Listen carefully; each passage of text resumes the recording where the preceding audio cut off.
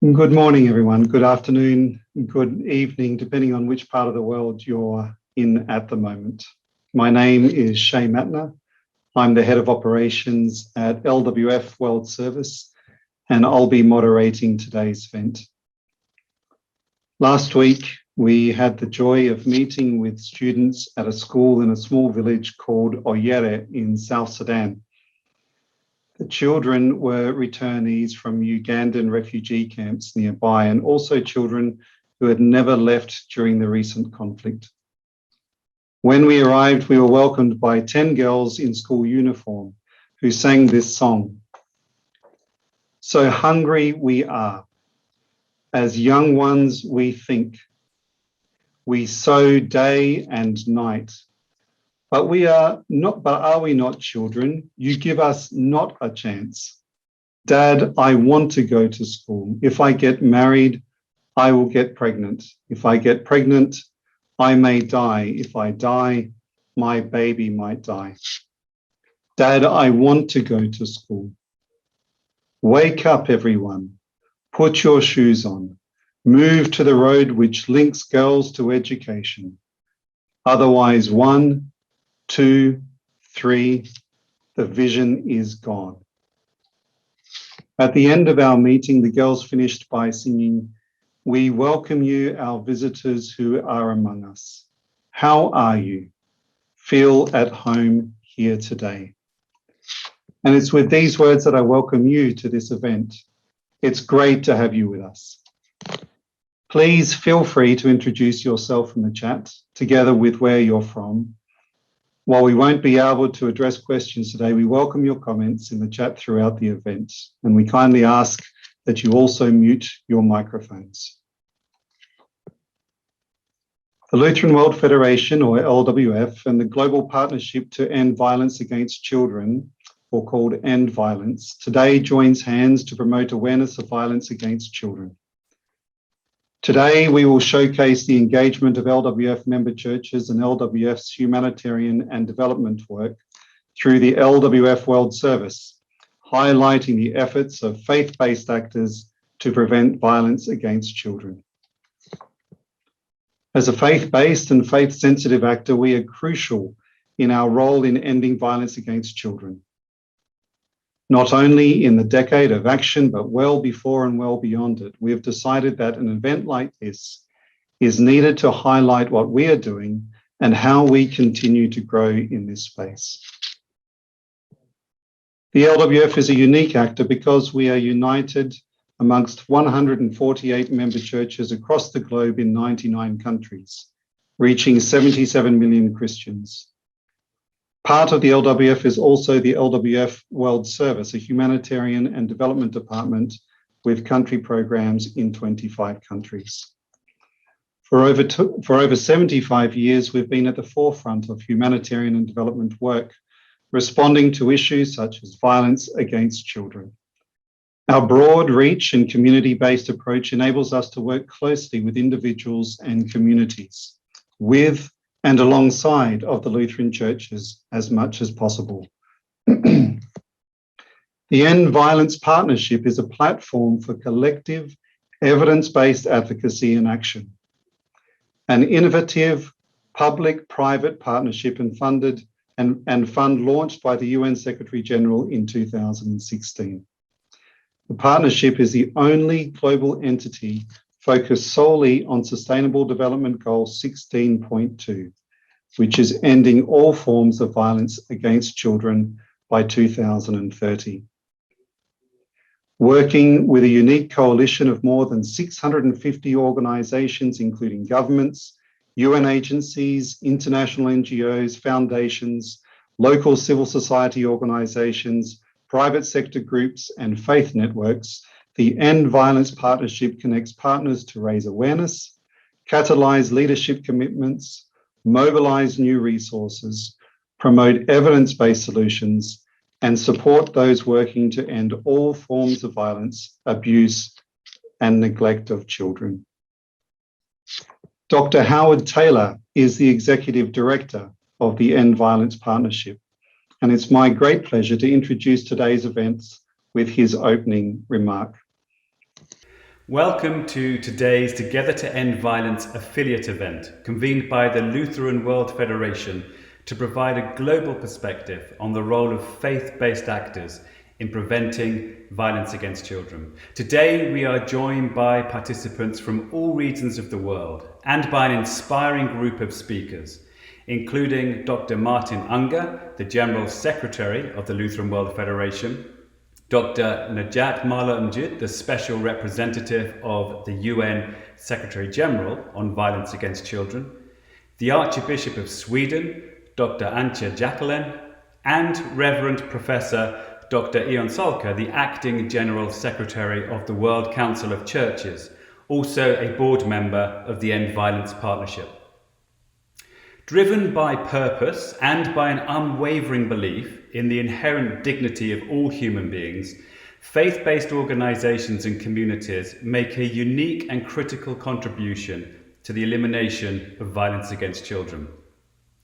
By working across all parts of society, faith-based actors play a powerful role shaping positive attitudes, behaviors and social norms that we know are critical to preventing and responding to violence.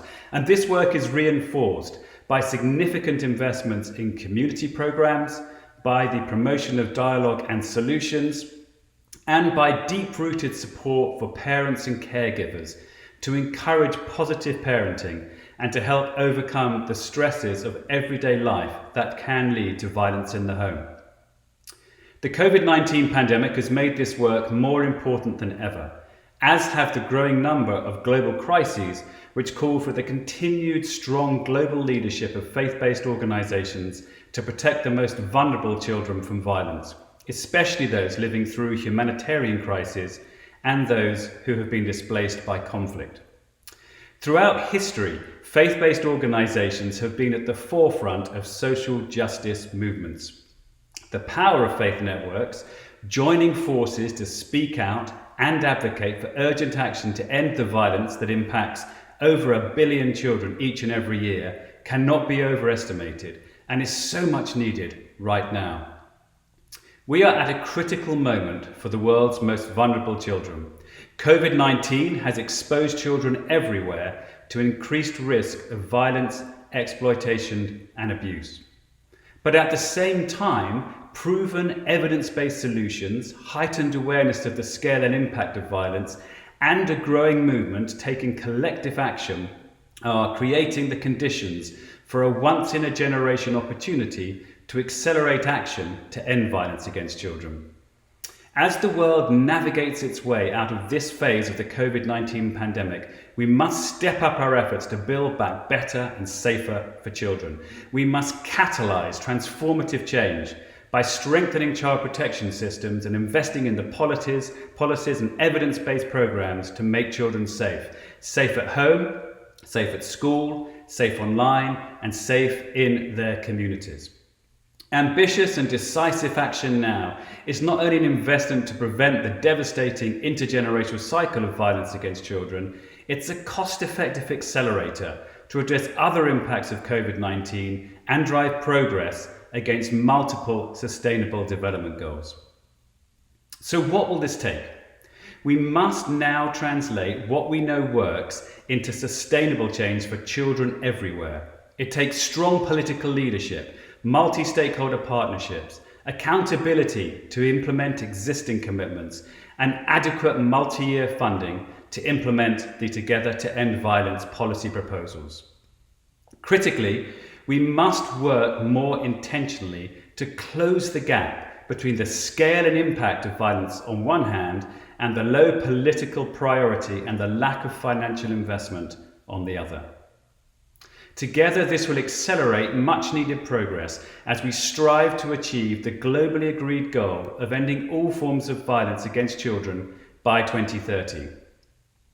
The strength of faith leaders and faith-based organizations, such as the Lutheran World Federation, with the 148 member churches across 99 countries reaching 77 million people, are uniquely positioned to play a key role alongside children and survivors in this emerging movement by building on long-lasting and deep-rooted community relationships that can help drive positive societal change.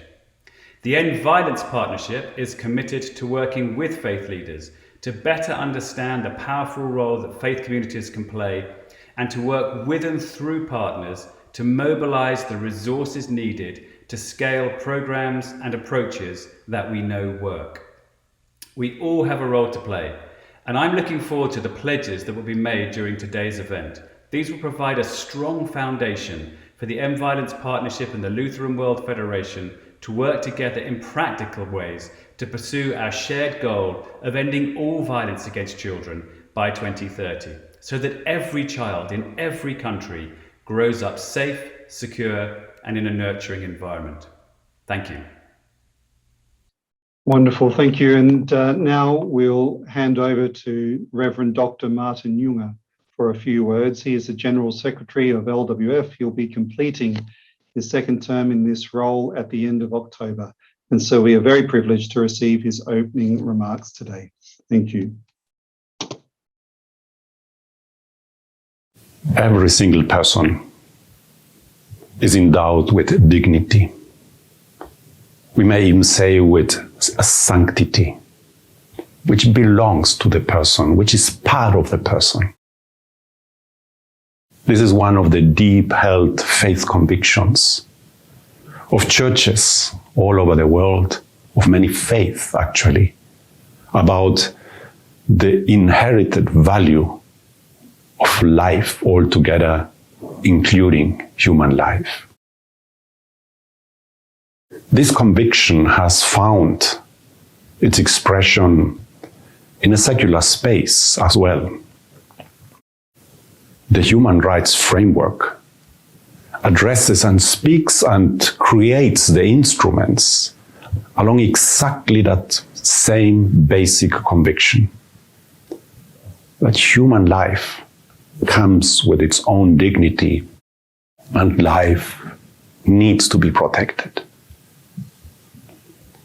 For me, the faith discourse and the human rights discourse are not in contradiction with each other. There are different languages to speak in different settings with different kind of commitments of the stakeholders involved about the same basic conviction, again, that human life comes with its own dignity, regardless of any distinction we may make or we may see. So this then also relates to children.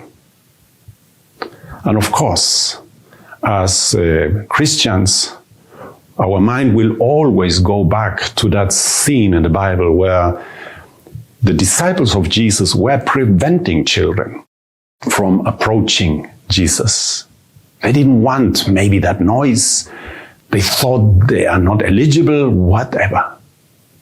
And Jesus spoke, "Let them come to me," thereby recognizing their value and their dignity in a way that keeps inspiring churches until today. However, this conviction, even this human rights framework, we cannot take it for granted. Children are vulnerable in particular ways. Therefore, awareness of all what might undermine their dignity, awareness about violence, identifying what is violence and being able to see and name and detect it and address it is an ongoing task for churches all over the world. I am grateful for some of the examples we will see later today about how churches are trying to create and train and equip leaders to understand this particular vulnerability, to stand firm on rejecting violence, and to be able to create the environment that would enhance their well-being holistically. This is a commitment of the Lutheran World Federation also when it comes to its work with refugees in the humanitarian realm. The Lutheran World Federation came into being in 1947. And at that time, it identified the plight of refugees of that time as a key vocation, a calling for the church to stand with. And one of the special ministries that were developed was the ministry towards the so-called unaccompanied children. Children that were on their own, fleeing, seeking refuge, finding a new home, detached from their families for different reasons. This is a commitment which we continue upholding now by also creating new instruments when we work with refugees today, promoting their education, promoting their safety, promoting that no violence, no harm is going to take place, is going to affect them.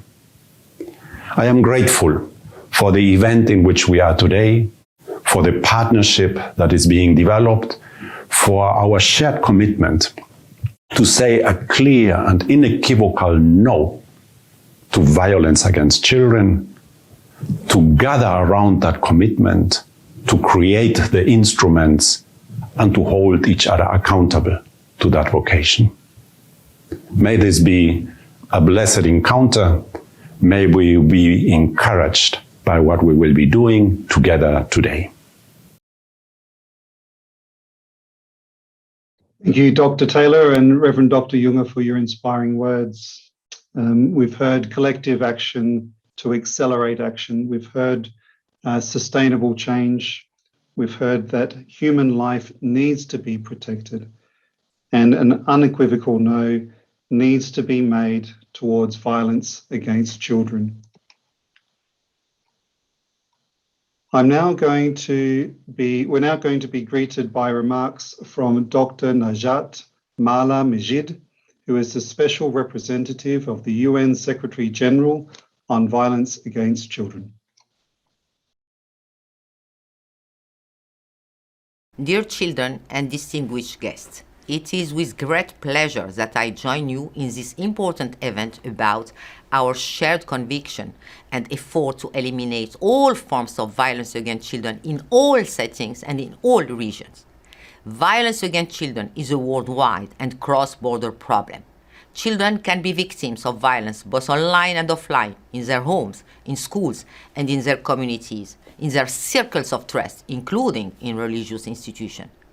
Before the arrival of COVID-19, we were not on track to keep our promise on ending violence against children by 2030.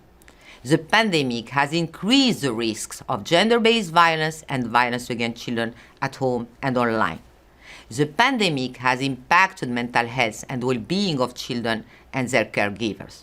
The pandemic is exacerbating inequalities among the poorest and most marginalized, including refugees or migrant children, children living in conflict settings, children on street, children with disability, children deprived of liberty. And we know that poverty, inequalities are drivers of violence and exploitation of children. This reminds us the integrated and interdependent nature of the Agenda 2030 and all its sustainable development goals. We cannot hope to end violence against children if the SDGs related to health, inequality, poverty, hunger, education, justice, gender, social inclusion, decent work, migration, climate change, and building peaceful societies are not met. Equally, progress towards this SDG will be impeded if we do not end violence against children. We must learn the lessons of the pandemic and recognize child protection as part of essential services along with health, mental health, education, and justice. They must be linked to sustainable social protection systems that will reach the most vulnerable, ensuring they are not left behind.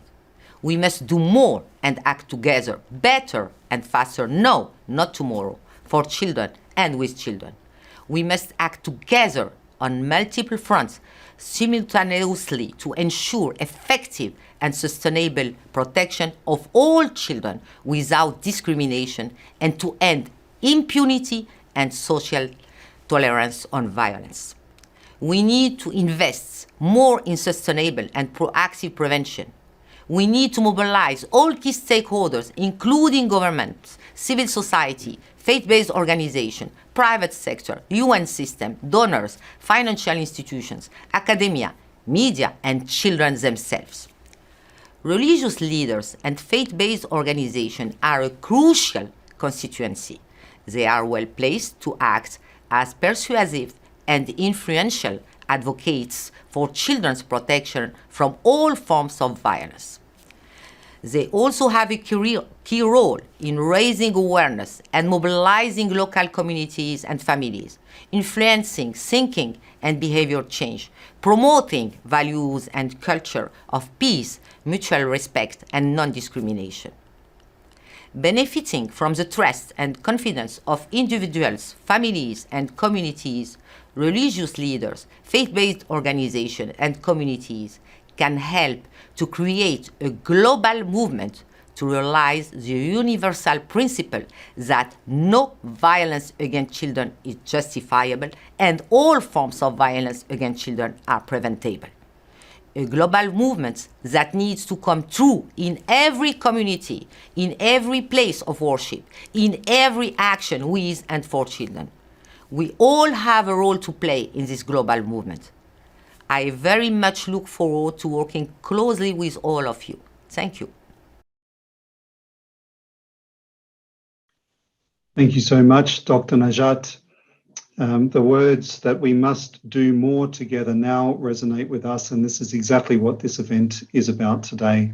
We now move to a short video from LWF Uganda on the prevention of child violence.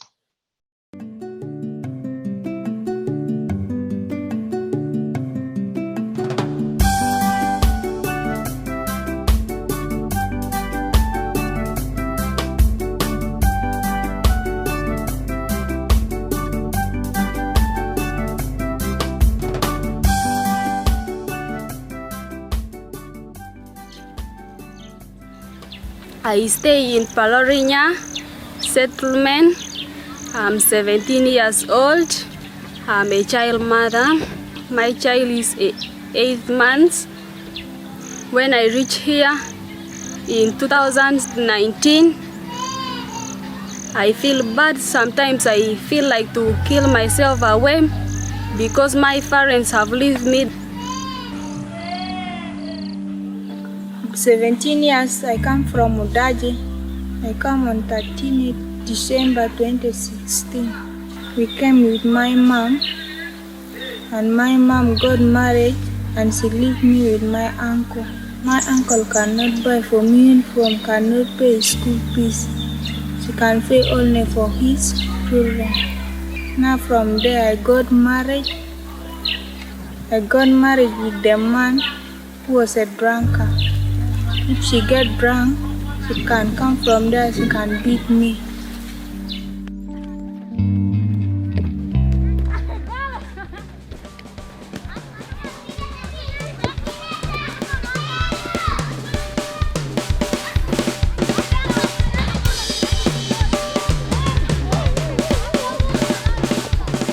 In our refugee settings, children go through a lot. They have been displaced. They have seen war, violence, and sometimes they have lost their parents. So when they arrive in Uganda, they need to go through mental healing.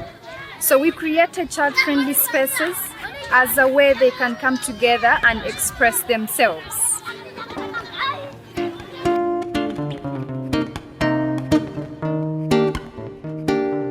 LWF, it is in our DNA. It is deeply rooted in our faith and our value system to end violence against children. We don't do this in isolation. We work with the government of Uganda, the judiciary, the police. Then we work with the UN system.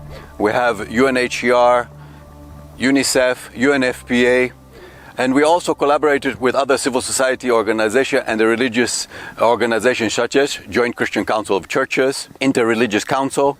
Then we work with the clan leaders, the refugee welfare committees, parents, children. Down in the community, we work with child protection committees, The in and out of peer educators, the child rights club that we have here, all these help us in ensuring that violence against children is stopped.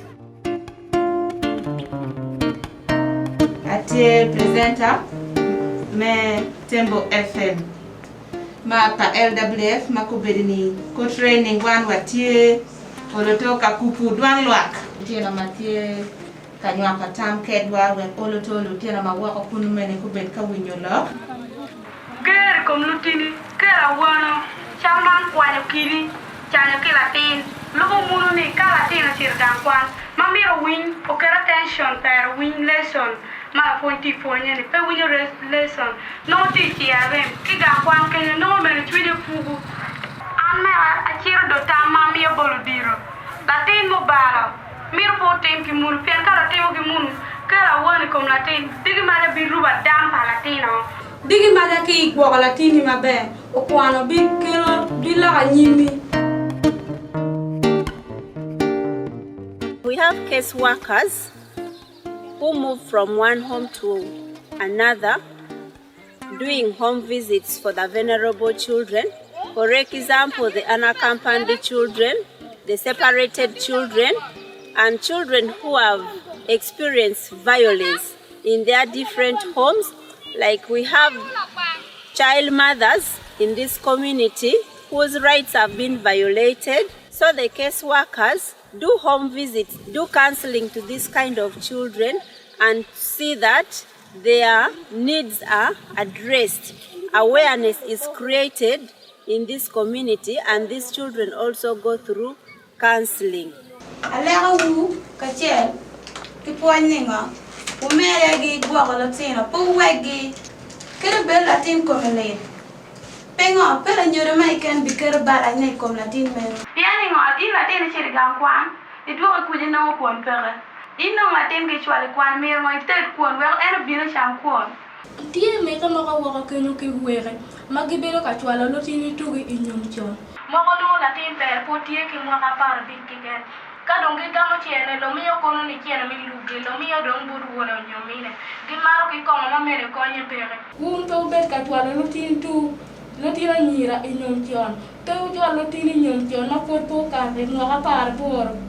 An African child suffering day and night, wandering on the streets like a stranger, yet at home tears are my daily bread. Like an orphan I cry, and there is no one to comfort me.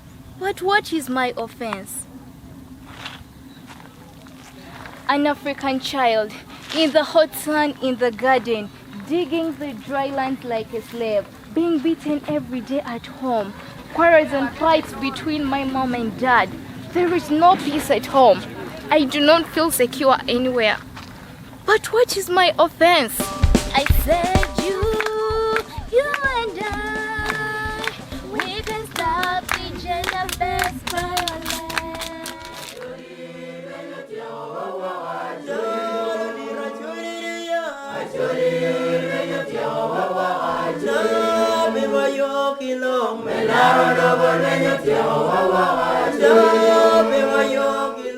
It was incredibly powerful, especially the last question there, but what is my offence? With that, we welcome the remarks from the Church of Sweden's Archbishop, Dr. Antje Jackelén. She is also one of LWF's vice presidents. Good morning, good afternoon, good evening, wherever you are. Greetings from Uppsala in Sweden. My name is Antje Jackelén and I'm the Archbishop of the Church of Sweden. Every child's right to safety and development, that should be inscribed in the DNA of the Church. Ever since Jesus put a child center stage, when the question was, who is the greatest and most important in the reign of God? Ever since that, we know that what is good for the little ones is good even for the big ones and the great ones. And what harms the little ones sooner or later brings harm not only to all human beings, but also to creation as a whole. And there's one more thing that Jesus taught us about the small ones. It is okay to get angry and act on that anger when children are harmed and prevent it from getting access to what is their right. Whenever we baptize a child in the Church of Sweden and in many other churches as well, we read a story from the Gospel of Mark, chapter 10. Parents came with children to Jesus to have them blessed. When other adults tried to shoo the children away, Jesus got angry, drew the children close, gave them his love, and blessed them. That is a powerful reminder that children have a right to be protected from violence, and that they must be given access to the resources they need for their physical as well as for their spiritual well-being and development. Hence, in church and society, children have and should have a special role, not only in the sense of having special activities organized for them, but first and foremost in the sense that they are invited, encouraged, and empowered to participate and to be listened to. Since 2012, in the Church of Sweden, we apply child impact assessments. This means, prior to decisions to be taken, we are obliged to explicitly analyze the consequences for children. This has put us on a rather steep learning curve. Training ourselves in child impact assessments not only impacts actual decisions, it also reshapes our way of thinking. The long-term significance of framing our mindset in a way that puts children's right to development center stage should not be underestimated. Since 2020, the UN Convention on the Rights of the Child is part of Swedish law, and increasingly we hear people referring to children's rights, also the right to spiritual development. This is positive. Alas, in our society, there still is a lot of awkwardness in relation to faith and spiritual development. In the name of so-called religious neutrality, children are sometimes deprived access to the knowledge and experience that faith traditions provide, and that we know is so important for the development and for a child's possibility to exercise their religious freedom.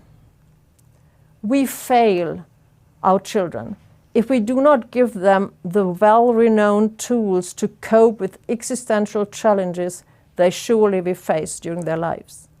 We must give them the keys to spiritual growth and spiritual resilience, or else we let them down. Together, we can do far more for securing each child's right to standard of living adequate for the child's physical, mental, spiritual, moral, and social development. We know that at a global scale, the suffering of children has increased dramatically during the pandemic. Poverty and domestic violence have grown massively. Reports show a 30% increase of gender-based violence in what is referred to as a shadow pandemic. In the international work of the Church of Sweden, ACT Church of Sweden, we have a quite long experience of working actively with psychosocial support for children. In refugee camps and community centers, we are working with a variety of methods such as sand therapy, painting, sport activities, games, etc., to improve the well-being and social capital of young refugees and victims of violence. We have been able to show that psychosocial support given as early as possible in a crisis is highly important for how children and families can cope with trauma later on. And from our cooperation with various partners, we know a lot about the significance and the role of churches and faith-based actors in spreading knowledge about the special vulnerabilities of children, working against destructive norms, and contributing to safe spaces. In this work, it is important not only to invite children to tell their stories, but also to have them participate as agents in the search for solutions. To end violence, we must work together. May God bless all good work to end violence against children. Thank you, Archbishop Jackelén. Your words about it being okay to get angry, and that what harms the little ones also harms creation resonates with us today as we enjoy this event together. I'm going to now hand over to the Acting General Secretary of the World Council of Churches, Reverend Dr. Ion Salka, to say a few words.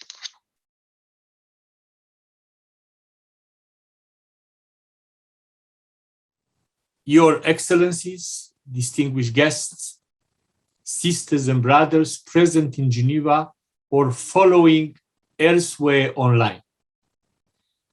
I offer my congratulations to the Lutheran World Federation for organizing this important event on faith-based actors and prevention of violence against children. As you know, the World Council of Churches promotes Christian unity in faith, witness, and service for a just and peaceful world. An ecumenical fellowship of churches founded in 1948.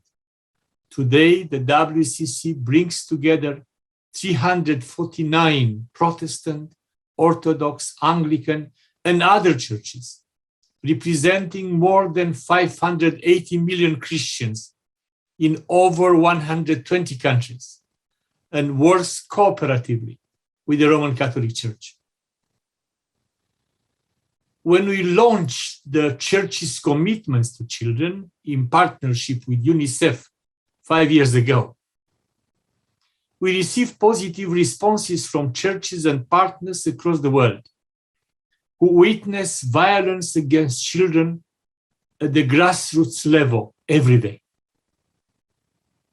The willingness of churches to unite for children and join hands with secular partners led to a network of 1,400 influential supporters, ranging from church leaders to Nobel Prize winners and activists at the grassroots level, collaborating around the action plan for now over 5 years and sharing hundreds of tools to end violence.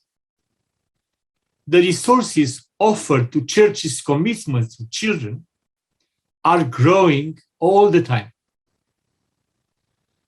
Through the global partnership to end violence against children, expertise and good practices helped to adapt the engagement of churches to the COVID-19 crisis, which exacerbated various forms of violence against children. Let me offer you some examples of steps taken by churches to prevent and respond to violence against children. Just to name a few, these efforts range from addressing child modern slavery, such as the shelter Obra Ecumenica Barrio Boro in Uruguay, where adolescent victims of trafficking receive vocational training, to campaigns to end corporal punishment, such as the petitions and theological studies of the Anglican Church in Canada to prohibit violent disciplining, and the inclusion of end violence resources in worship, Bible studies, and Sunday schools through National Council of Churches in Africa and Asia. Last year, the Out of the Shadows toolkit was developed by WCC to support churches' response to sexual violence against children and adapt prevention measures to the COVID context. In Nigeria, where the Christian Council of Churches has now adopted the Out of the Shadows materials as part of its official materials, around 40 million people in church communities and church-run schools are reached by the campaign. Because it is essential that children can speak out in confidential settings when they are at risk or victims of violence, our Out of the Shadows campaign promotes awareness about the toll-free child helplines through church facilities. As a precondition for any activities related to children, every church should have a solid child safeguarding policy and verify that measures are in place to prevent any misconduct in activities involving children and adolescents. I speak here not only about prevention of grave crimes, such as sexual abuse of children, but the whole range of mistreatment of children. The WCC's child safeguarding policy and related tools now serve as model for member churches. To support younger children in the ecumenical movement and raise their confidence in seeking help when they suffer from any form of violence, the Protestant Church in Geneva developed with us a special puppet theater, which is play for Sunday schools with Theo puppets.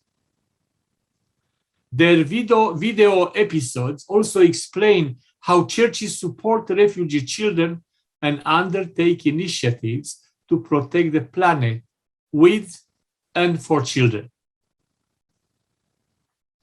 In fact, as documented by UNICEF, we see an increase of violence against children due to the consequences of the climate emergencies worldwide.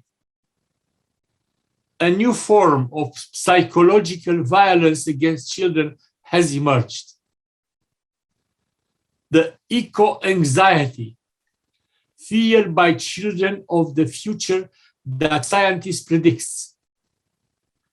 For example, as in the recent IPCC report, in case CO2 emissions continue to increase.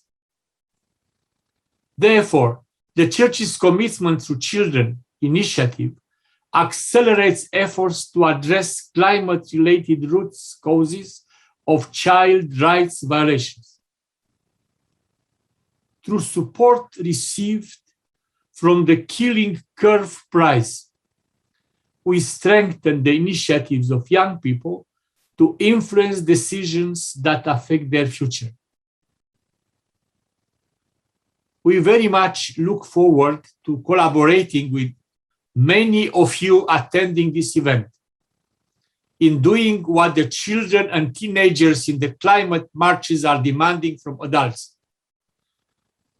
namely changing the systems which fuel the climate crisis while we speak. As faith-based actors, we directly influence communities at grassroots level and at the same time influence policies for the prevention of and response to violence against children, seizing the possibilities offered by human rights mechanisms. The Lutheran Global Network initiatives, along with member churches and World Service humanitarian development country programs, have a great potential to help accelerate churches' efforts to end violence against children. Thank you very much for helping to raise awareness on how much can be achieved together to end violence against children.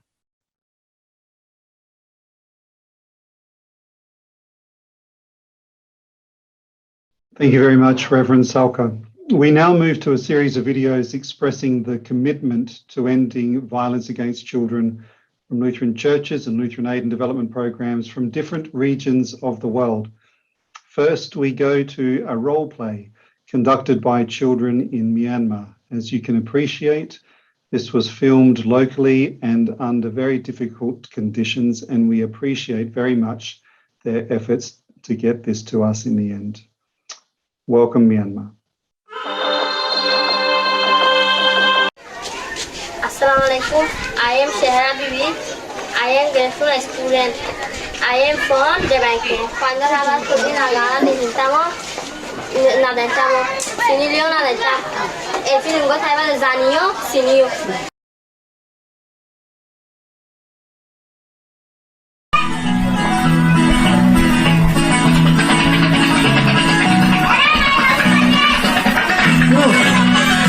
Once there was a very, very sweet hare. Once there was a very, very sweet hare. He would run from near and far, that he was faster than the car. Oh yes, one time there was a very sweet hare. But he tore his scented hair with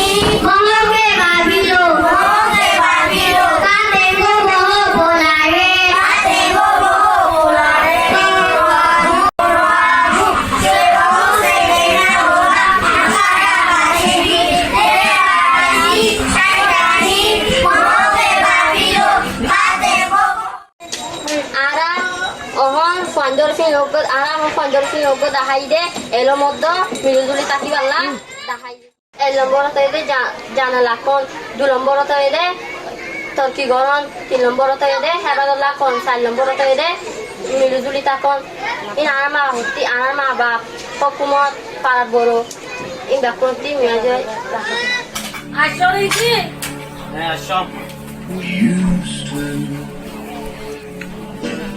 play out there. Never worry about anywhere. Used to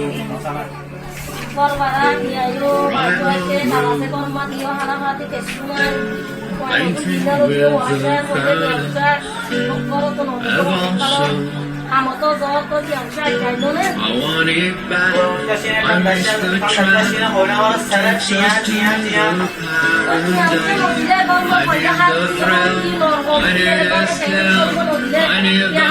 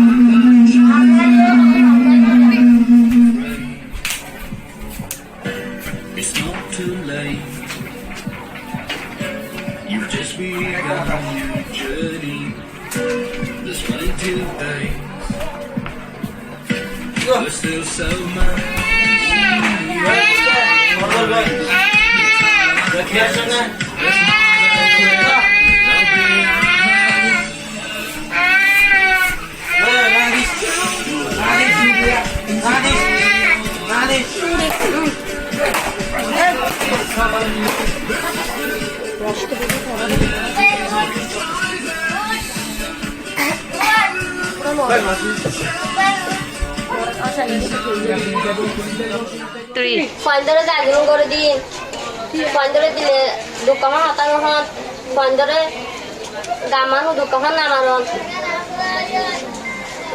cuando le bisa kina gordín, ahora malah pokol, ahora para borokol, hokumo tokol, ini gori bela harus sigoro, ahora nazari ditala, ahora sikaye. LWF United Vishukuraguri. Thank you. It's wonderful. Sadly, while it's a role play, it does imitate life for many, many children. And it's nice to hear the girl speak and echoing the Archbishop's voice where she says, it's okay to get angry, freely speak out, freely speak out. While still in Asia, we'll hear some words from the country representative of LWF Nepal, Dr. Bijaya Bajracharya. Thank you for giving me the opportunity to speak at this very important event that LWF is organizing with the Global Partnership to End Violence Against Children. I am Bijaya Bajracharya, Country Director of LWF in Nepal. It's great pleasure for me to share with you about LWF in Nepal, its experiences and way forward on child protection work. LWF in Nepal has been working in humanitarian and development areas since 1984.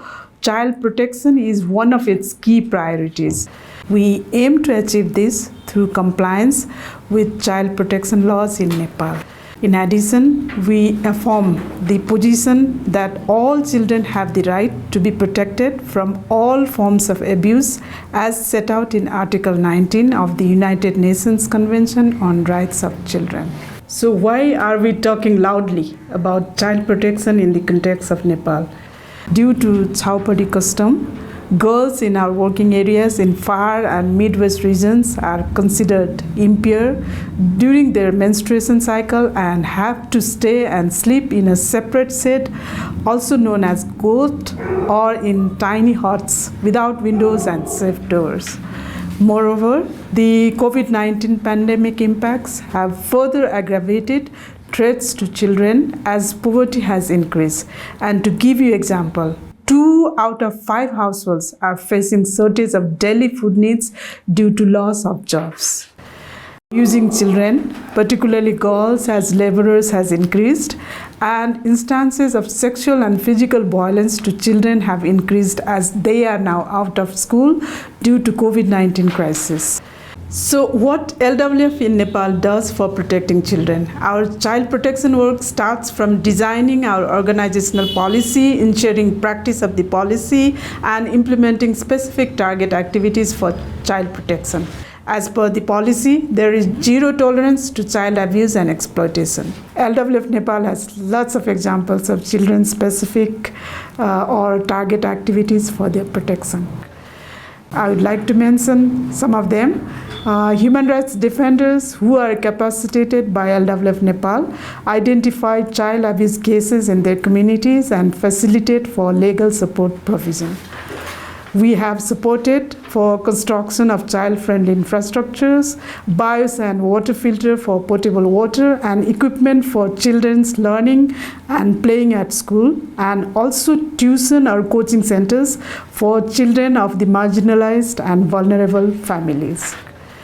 We provide financial support of caretakers to lactating women who have to bring their children below 2 years of age during participation in any training, event, workshop, or meeting organized by LWF Nepal.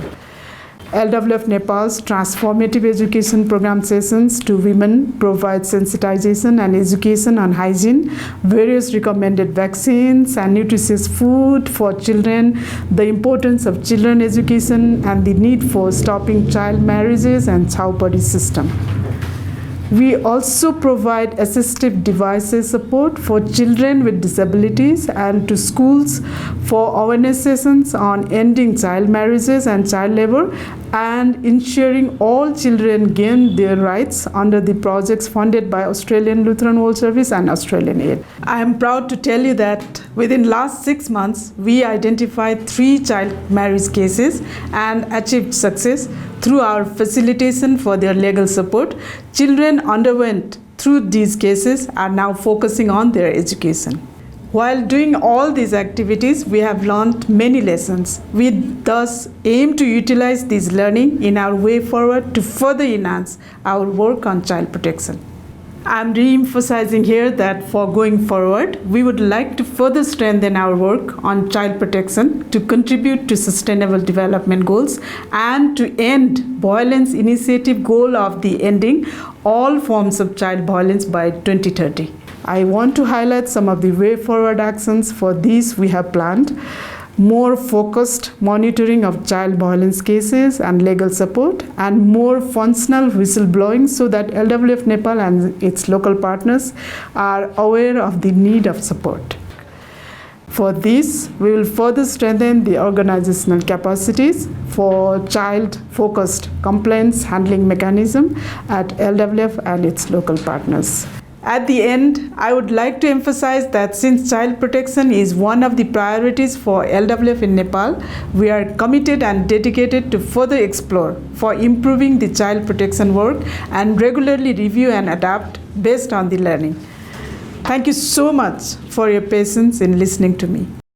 Thank you, Dr. Vijay. I don't think we needed patience to listen to you. That was very captivating, and you reminded us about the direct impact of COVID-19 on the lives of children, and also the successes, albeit small, still successes of using legal avenues to secure a positive future for children, especially girls.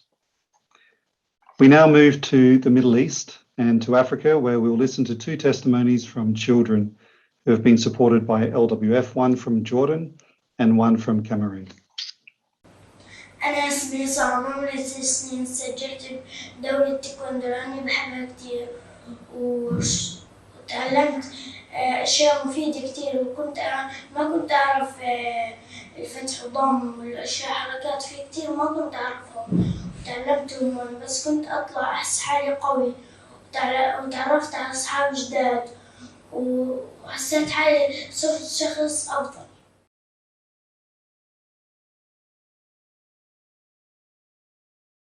نتال إبراهيم المصري صف 8 من مخيم الزعتري.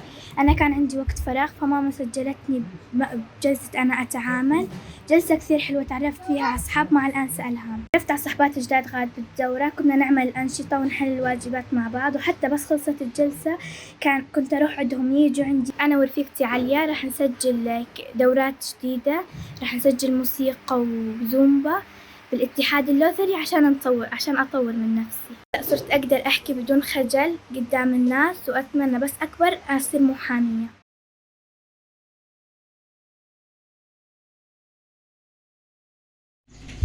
Salut, je m'appelle Fadima Touzara Ouadamou, présidente du club ado de Zimbe-Borongo dans la région de l'Est.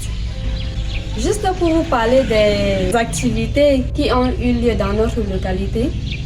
Vu la situation des adolescents, certains enfants sont des orphelins, d'autres vivent avec leurs parents séparés, d'autres n'ont pas de père, d'autres n'ont pas de maman.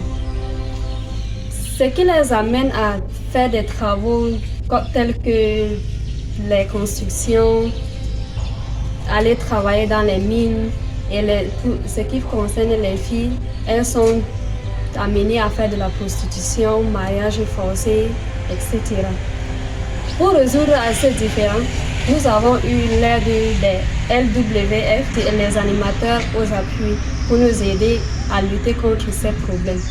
En tant qu'une fille adolescente, je veillerai et lutterai contre tous ces problèmes afin que les adolescents ne subissent pas ce genre de problème dans notre localité et bien d'autres.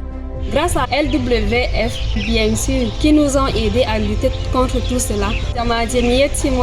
Bidon ha yeso mon hande je wolwingo mon hala bikkon to daye hokkugo bikkon mon ha bangal digal wakkati duubi mabbe man yottay daye wadugo be huwa kudeji doleji daye accugo be wanca ha dolabiji be yabe ronda reedu diga be siwa bangego daye yerbugo be yabe wada kudeji je satudi je hadata be dabare amma bo yare be jangirdeji hokkebe education je boddum ngam heba nafa be yeso ngam yo LWF bollita min hala education mabbe useni mon futide useni mon fo habde hala education je min yetti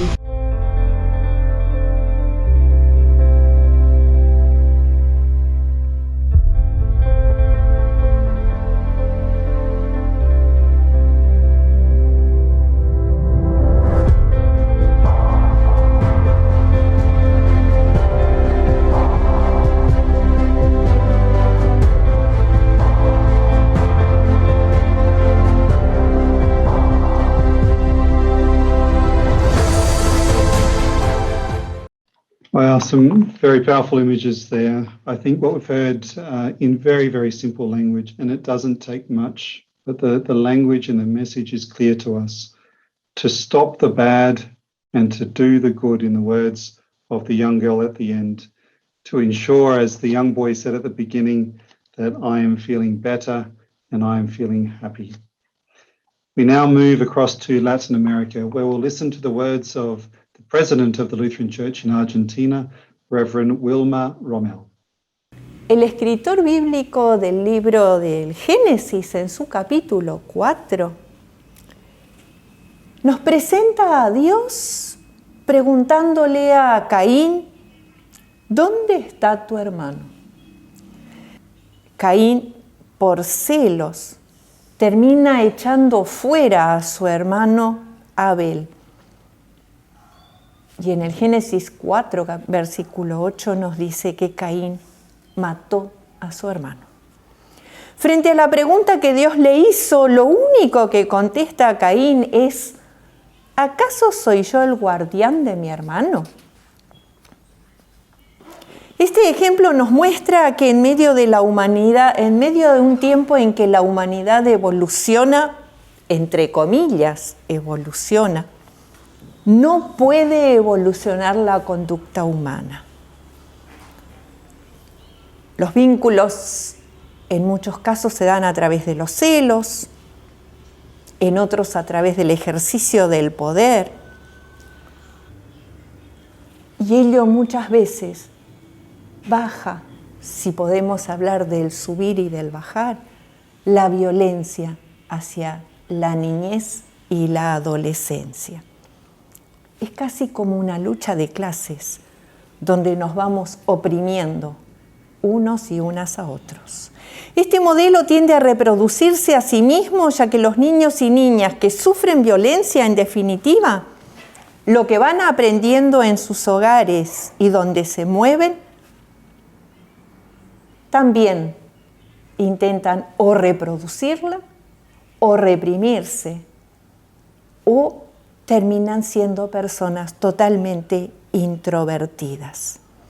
Las personas más vulnerables y vulneradas miran al más fuerte, padre, madre, gobiernos, instituciones, maestra, maestro, con quien se identifican como en un espejo, para alguna vez llegar a parecerse.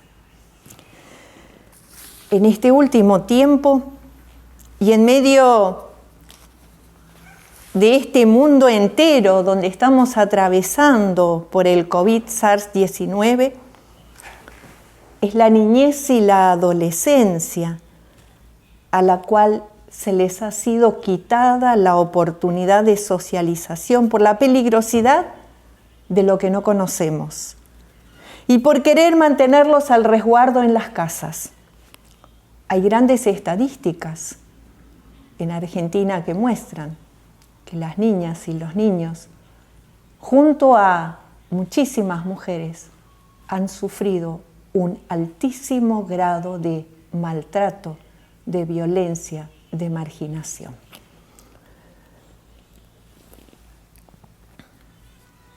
A ello sumamos la pobreza estructural por la que está atravesando nuestra sociedad, nuestro mundo entero.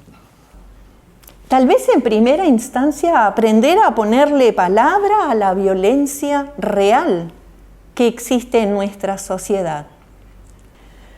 Por el otro lado, un desafío es tratar de generar espacios de confianza donde la niñez y la adolescencia pueda expresar esas violencias que sufren tanto en sus cuerpos como en sus emociones. La violencia en todas sus formas es pecado. Si el pecado tiene una escala de grados, la violencia hacia la niñez y la adolescencia, desde mi mirada, es la más grave. Todo niño, toda niña que vive en un estado de violencia termina siendo una persona adulta resentida, enojada, y, ¿por qué no?, predispuesta a la violencia. Esto nos tiene que llevar como iglesia a realizar una relectura crítica bíblica, denunciando como injustas aquellas acciones que no construyen una real valoración del otro y de la otra. Por el otro lado, debemos trabajar intencionalmente con organismos tanto gubernamentales como no gubernamentales para poder ir generando redes de contención, redes de cuidado, redes donde se pueda mirar con el corazón a las personas, a los niños y a las niñas en situación de vulnerabilidad, pobreza y violencia. Como iglesias, en general, trabajamos desde diversos frentes para disminuir la violencia infantil en todas sus formas. Thank you so much, Reverend Rommel. Your point about if we were to look at sin on a scale, violence against children is the most grave, is a very poignant message for us today. Staying in the region, we move to listen to a child's testimony in El Salvador in Central America, which is a region where LWF World Service and Lutheran churches have played an active role in preventing child violence. Regañan a los niños, le dicen que les hablan fuerte, cosas que no deben hacer pues con los pequeños, porque es malo y es un mal ejemplo pues para los niños así, y los maltratan muy mal, a veces les hablan fuerte, les gritan o les dicen, hey, quítese de ahí, y les hablan a veces fuerte y los niños se sienten apenados o se sienten así avergonzados, se apartan, ellos se van así.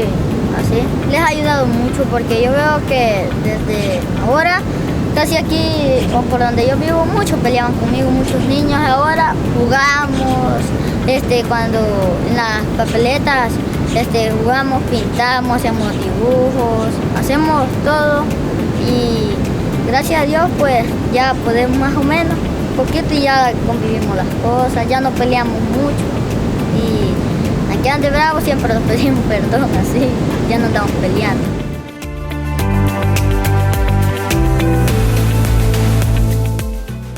Pues yo tenía un compañero que nos hacía mucho bullying antes de los talleres y pues ahora después que Tatiana nos enseñó todito eso y pues él cambió bastante porque ahora ya nos llevamos súper bien, jugamos, nos divertimos juntos y nos prestamos los lapiceros, etc.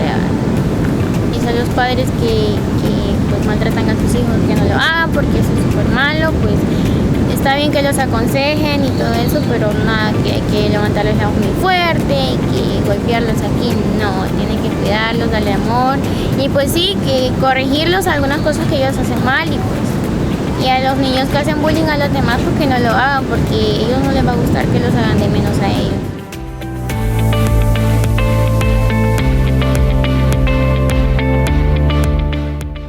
Los niños y las niñas decimos no a la violencia. It's a very clear message right at the end that boys and girls do not want to see violence. Thank you so much for the messages that have come in and for the many people that have joined today. It's lovely to see people from all corners of the world join this event. I did see a note about the subtitles and not being able to see clearly on the screen. We'll see if we can rectify that. It's coincidental that you say that because our last video, unfortunately, we just could not get the subtitles across the Atlantic in time for this video.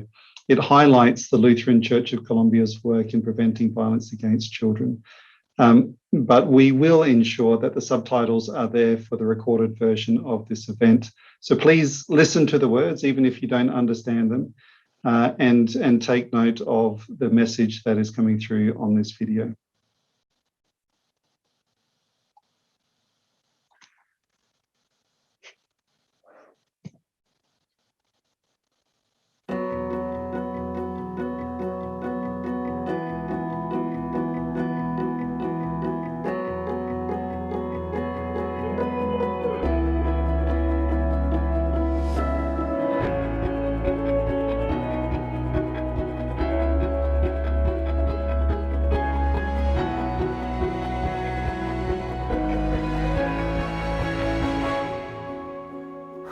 Hola, mi nombre es Juan Pablo Álvarez, yo soy el coordinador del proyecto Justicia y Vida de la Iglesia Evangélica Luterana de Colombia. En el proyecto Justicia y Vida tenemos un espacio especial para la protección de los niños y niñas. Para nosotros es muy importante la divulgación y promoción de las políticas de protección de la niñez, tanto para los niños como para los cuidadores de estos. En Justicia y Vida creemos que la protección de los niños y niñas es muy importante en un país como Colombia, en el que las cifras de violencia contra los menores, de abuso, son cada vez más altas. En Colombia existen territorios en los que el Estado es ausente, en los que los menores deben crecer en medio del conflicto armado y están a disposición de los grupos armados.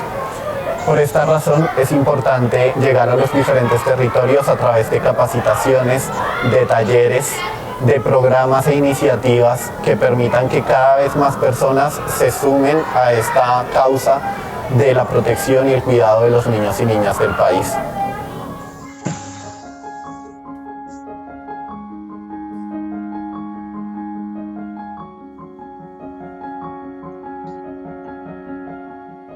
Hola, mi nombre es Estela González, soy la coordinadora del Ministerio de Formación Cristiana.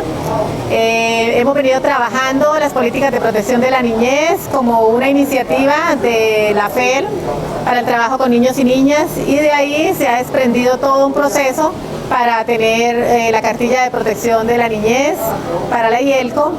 Y a partir de eso también hemos creado otros materiales como una aplicación móvil donde los niños, las niñas, los adolescentes y también los cuidadores pueden conocer cuáles son sus derechos, cuáles son las rutas para hacer denuncio de sospecha o de abuso. También hemos trabajado algún material gráfico enfocado directamente a los niños y a las niñas para que conozcan también la forma de protegerse y cómo también los cuidadores y los adultos los protegen a ellos. Este trabajo se viene realizando desde el 2016, seguimos implementando, seguimos trabajando en ello porque queremos ser una comunidad protectora y cuidadora de los niños, de las niñas y los adolescentes.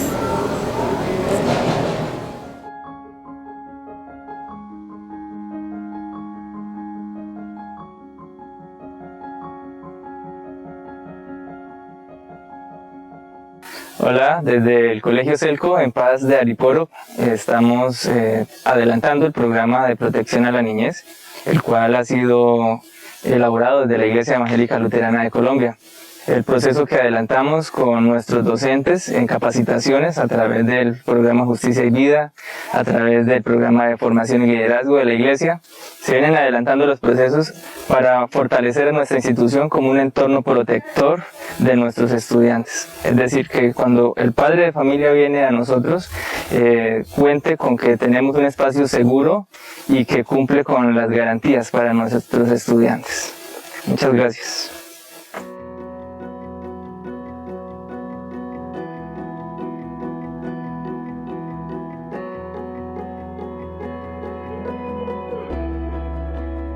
Dios, ten misericordia de mi pecador. Yo creo que Cristo murió por mí y que su sangre preciosa me limpia de todo mi pecado. Por fe, yo ahora recibo a nuestro Señor Jesucristo en mi corazón como mi Salvador, único y suficiente Salvador, confiando en Él por la salvación de mi alma. Ayúdame, Señor, a hacer tu voluntad cada día, lo pido en el nombre de Jesús. Amén. Amen. In that video, the man said that the protection of children in countries like Colombia is very important, and indeed it's important for many, many countries, and many countries here that are represented in the discussion and in the event today. But these children are equal, and they are equal in the eyes of God, and it's nice for us to be reminded of that. I'm going to hand over now to a colleague of mine. He is responsible for child protection at the LWF World Service. His name is Lokiru Matendo, and he joins us now live from Kitale in Kenya, following a monitoring visit to South Sudan. Welcome, Lokiru. Thank you very much, Che. And good morning, good afternoon, good evening from wherever you are. My name is Lokiru Johanna. I am the Regional Program Coordinator for LWF, covering country programs in Ethiopia, South Sudan, and Uganda. I'm also responsible for child protection at the LWF. I'm excited about this partnership between LWF and the End Violence Against Children Coalition, because it strengthens LWF's ongoing work to bring hope and a future to children all over the world. In all contexts where LWF's humanitarian and development programs are implemented, child violence prevention and response is a core priority as guided by the LWF Child Protection Policy. This policy is inspired by the United Nations Convention on the Rights of the Child, which articulates the rights of all children to protection from all forms of violence. As we have all heard from children and earlier speakers this day, child violence prevention is extremely urgent in all regions and countries of the world. It is particularly more urgent in contexts of war and conflict, forced migration, and in marginalized communities all over. LWF typically works in these settings with various forms of child violence prevention, including, for example, child protection programming, including education programs, livelihood support, provision of water, sanitation, and hygiene, and many other programs. In all these types of programs, we try to integrate and mainstream child violence prevention. In the near future, we intend to support and strengthen this work further with a new child protection guidelines and a more revamped child safeguarding policy. This is in response to the needs coming out from our staff in the field, and our partners and our communities wanting for practical guidance and tools to tackle this endemic problem. We will also continue with advocacy initiatives at different levels through our renowned local to global to local approach. We are locally rooted through the member churches, through country programs, and also with these global networks that we are part of. This offers a very distinctive advantages, which we need to capitalize on to protect children from all forms of violence. So today, as we highlight this partnership, working with End Violence Against Children Coalition, we will certainly achieve more together, and I'm excited in the times to come. Thank you very much. Thank you so much, Lokiru. It's my great pleasure now to introduce live to this discussion Dr. Taylor and also Reverend Dr. Junge to announce the pledges at this event. Please don't go anywhere. We've still got a few minutes left, but this is really the key part of today's discussion. So please let me hand it over to Dr. Howard Taylor. Thank you. Thank you so much, Che. It really has been a privilege to be part of such a powerful event where we've seen the highlighting of the scale and the impact of violence against children around the world. And most importantly, what can and is being done to prevent and respond to violence and abuse of children. We've heard really inspiring remarks from every corner of the world, and most critically, the testimonies, the voices of children. And I certainly look forward to sharing those across the End Violence Partnership. The voices of children are so important, so critical, so powerful in raising awareness and catalyzing action to end violence against children. And events like this, with voices around the world coming together, including the voice of children and young people, really do help to catalyze change and to mobilize many key stakeholders across faith networks and beyond, across many sectors, to take meaningful action. So it's my pleasure to welcome Dr. Martin Unger with some important and action-oriented pledges on behalf of the Lutheran World Foundation, pledges that have the potential to impact children everywhere by raising awareness and advocating for change as well as strengthening humanitarian operations to protect children from violence. And we look forward in the End Violence Partnership to collaborating ever more closely with the Lutheran Foundation in delivering these pledges. Thank you very much, Howard, and thank you, Shay, for hosting and moderating this wonderful event. I agree with you, Dr. Howard. Listening to this encourages, because there is so much going on. There is substance. There is something on which to build. We are not starting from scratch, and yet there is still so much to do. And I'm very happy and glad now to offer the commitments, the pledges of the Lutheran World Federation as we engage in this partnership, and we add our hands, our lives, our witness to what we want to be achieving together. So our first pledge, the Lutheran World Federation will raise awareness on preventing violence against children among its member churches. Our second pledge, the Lutheran World Federation will mainstream preventing violence against children in its global humanitarian development operations. Our third pledge, LWF will advocate globally and locally for ending violence against children. And fourth, the LWF will step up its efforts to prevent violence against children in Latin and Central America, working with the community of partners within the End Violence Partnership. So these are our 4 pledges. We are serious about it. We will move forward and give life to this partnership. Thank you so much, Dr. Taylor, and also Reverend Dr. Junge, for this introduction and also these pledges. Pledges are commitments made publicly, and we've heard this today. In this case, we're advocating for an end of violence against children, and we're also committing to ensuring that this is carried out in the countries where we are represented. So thank you so much.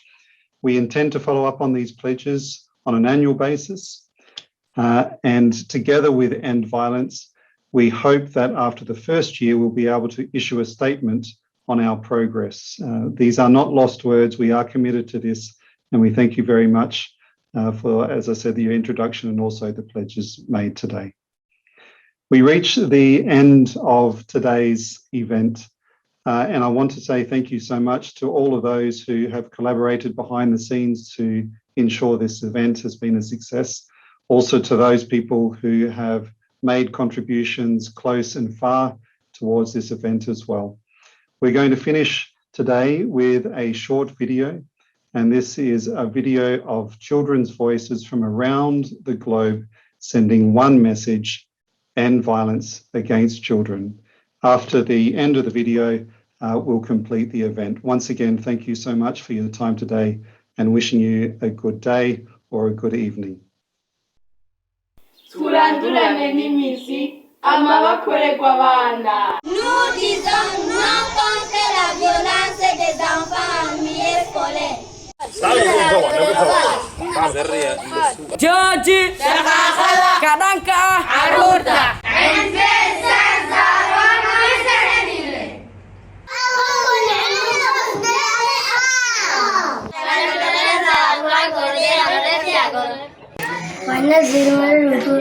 Fanne Zurumolo Loko. Clemia Champion Loko. Baba Gabriel Coinza Antavaro.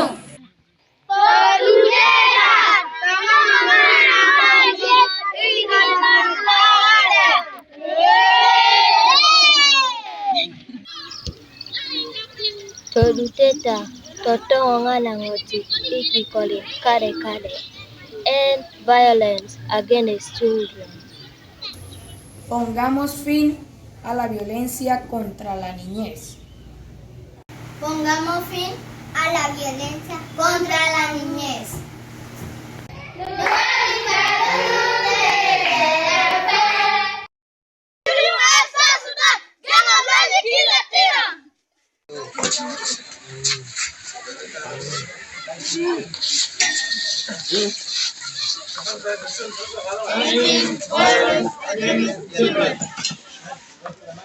dagaalka ilmaha dhexdooda hagariki nambara kubana mole inyanya sabana